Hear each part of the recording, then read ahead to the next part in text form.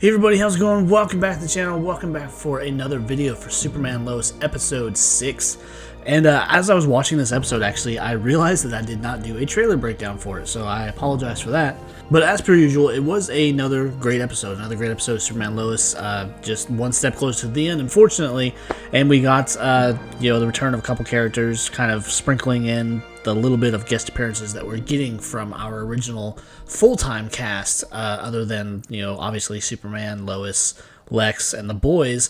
We do get the guest appearance of Sarah and Lana for this episode, kind of talking about how Lex is trying to purchase this land and go through what he has to, the proper red tape and whatnot, to get the land to build his new headquarters, because he wants to relocate everything to Smallville. And this is all to keep an eye on the fact that he knows that Superman is alive, and that he wants to keep an eye on his family and just continue to loom over Smallville as this dark presence to just kind of intimidate people to do what he says, and just be this, the all-around classic villain that Lex Luthor is.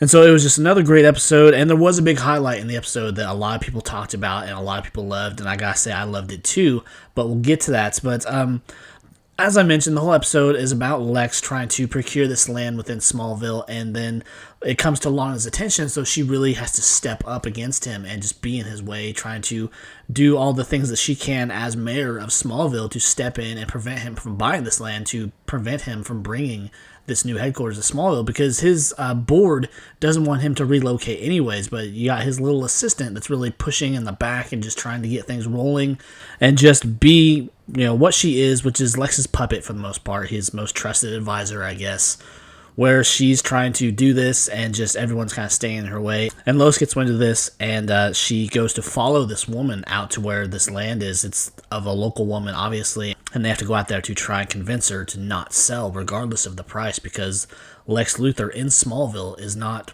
good for Smallville. So Lois follows this assistant woman of Lex's out there while she's meeting with another member of Lex's team.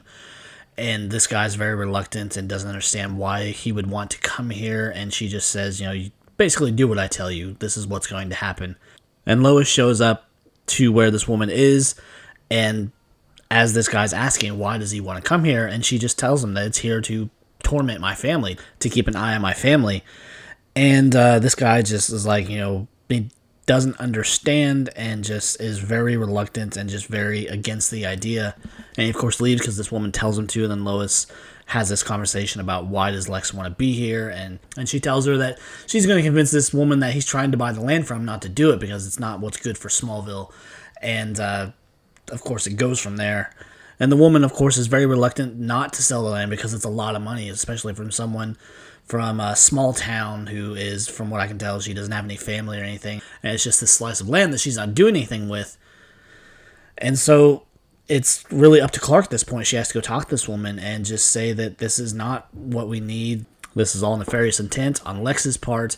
And she's just, she can't walk away from this money, which, nobody really could at this point. Just money is kind of everything just to survive.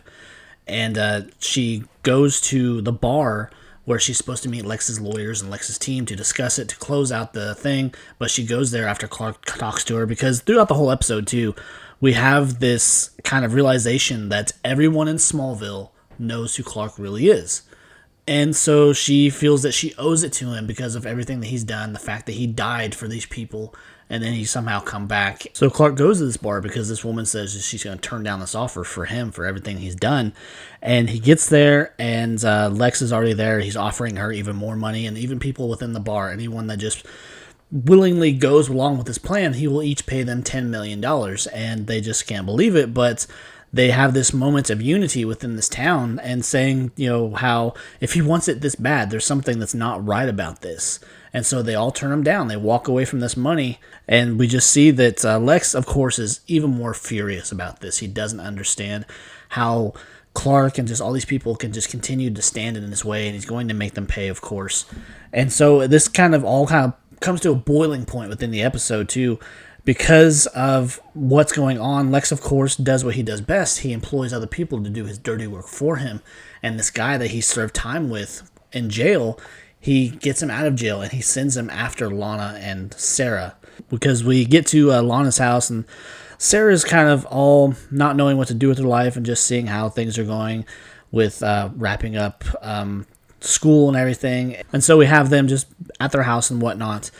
And Lana's asleep. She wakes up because she smells gas, and she goes into the kitchen. The burners are all going on the stove. The oven's open, and someone's trying to sabotage her house, trying to kill her and Sarah. And so she goes to do all this and realizes that the alarm system on her house is disabled. And this is something that flashes back to when Lex came to visit Lana at her office to confront her about her blocking all his efforts to obtain this land. And she has the same security system. And he mentions how someone he knew had that same system and it didn't work out for him. So we're back at her house. The alarm system is disabled, and this guy comes up out of nowhere, grabs her, begins to strangle the life out of her. And Sarah comes out of nowhere, clubs this dude with the metal baseball bats, and talks about how her dad always said to keep one under her bed, and this is all she had to defend herself and defend her mother. So after this happens, and the police show up, and everyone's there to figure out what's going on, and Clark and the rest of his family show up, and just the boys are kind of guilt-ridden at this point because Jonathan's been going so hard that he's beyond exhausted. Jordan has kind of shut everything out to where he doesn't want to do the superhero thing right now. And they just both feel so guilty because if they would have been paying attention, if they would have been going so hard on Jonathan's case, they would have heard everything going on because they can hear, obviously, everything that's going on within the town. And so the boys are just beside themselves with guilt, and they're just trying to all talk through it, trying to find out what they need to do. And as Clark leaves the room, he goes to get Lana a glass of water because she's dealing with a lot of throat issues now that she was just choked and everything. And as he comes back with the glass of water, he just kind of stops there and he's listening to Lana and Lois talk about, how Lana just feels so violated, for lack of a better word. She feels so terrified just what's happened and what's going on with Lex. And this is all him. And before we know it, Clark is gone. And he's gone to confront Lex, and he's just had enough because Lana is one of his oldest and best friends, and he almost lost her because of Lex's obsession with everything. And so he goes to confront him, and we get this showdown. And it's quite honestly one of the baddest showdowns we've ever seen as far as this. It's something that was coming, something we knew was going to happen. But he goes to confront Lex. He's yelling at him, and Lex comes outside. He has this switch in his hand, and he switches it, and all the streetlights are lined up with like simulated red sun, and red sun is what basically turns Clark's powers off.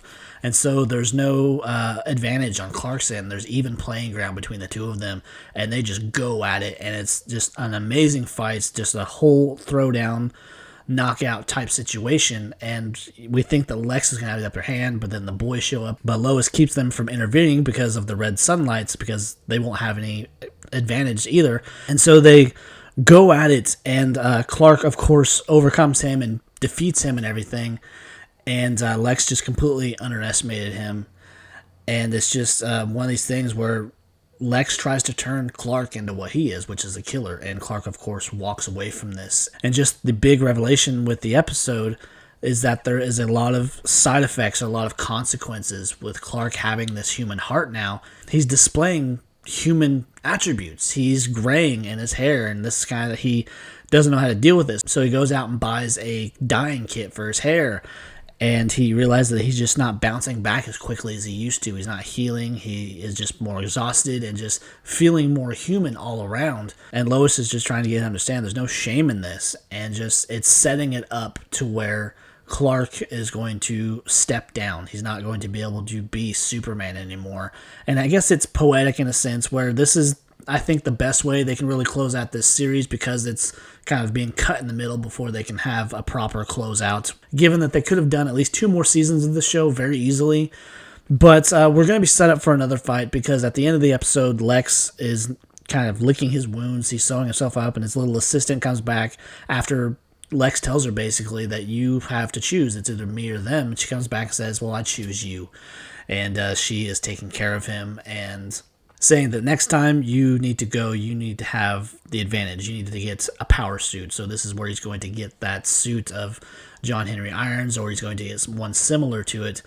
But we're being set up for a lot, and we're already halfway through the season now, and it's halfway over, and it's just really unfortunate that it's come to this with this show, because it's so good, and I'm blown away by every episode. Just the writing, the visuals, the acting, all of it is just miles beyond what we had gotten with a couple of even the Arrowverse shows. There were a couple that just did not work, obviously, because they didn't last.